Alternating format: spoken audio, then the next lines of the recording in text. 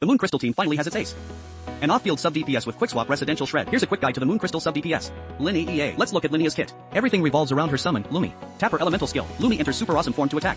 Using Pound Flurry, it deals intermittent GODMG if there's a moon cage created by moon crystals nearby. Lumi will alternate between Pound Flurry and Powered Heavy Slam. The Powered Heavy Slam deals moon crystal DMG. If you spam her elemental skill, Lumi enters ultimate awesome form, dealing a massive instance of moon crystal DMG with a huge multiplier. However, it then reverts to normal awesome form. Only using Pound Flurry with longer intervals between attacks, her elemental burst summons Lumi in super awesome form to attack, while healing the entire party. It then provides continuous healing for the active character. Her kit is very simple and easy to understand. In a standard rotation, swap in, tap her skill, use her burst if it's ready, then swap her out. And that's it. But as I always say, if the kit is simple, then the passives must be insane. While Lumi is on the field, she shreds residential shreds just for being there. You get it instantly. As for team comps, the first choice is definitely joining Zbai's team to fill that residential shred slot.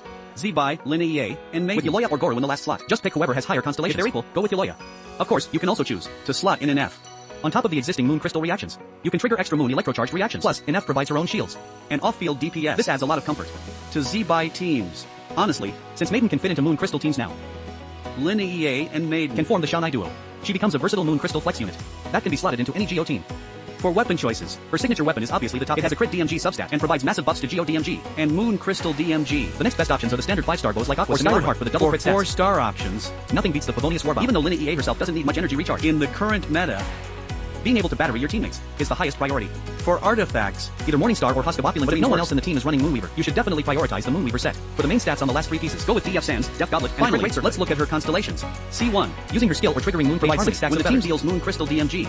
It consumes a feather to buff the base DMG. Also, the Million-Ton Heavy Slam will consume up to 5 feathers to further boost its DMG.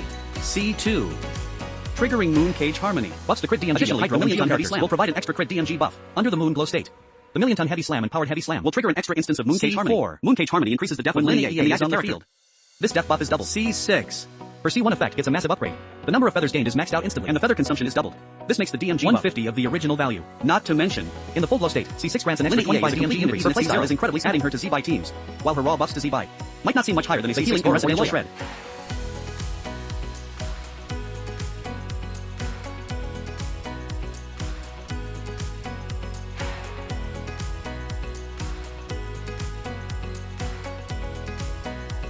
Are massive upgrades for Zbai's stat check playstyle. She's also a great addition to classic Geo teams. You can already see her becoming as an F or Eco Fee, or for their respective teams back in the day. Most importantly, Linaea is just so cute. She's a must pull.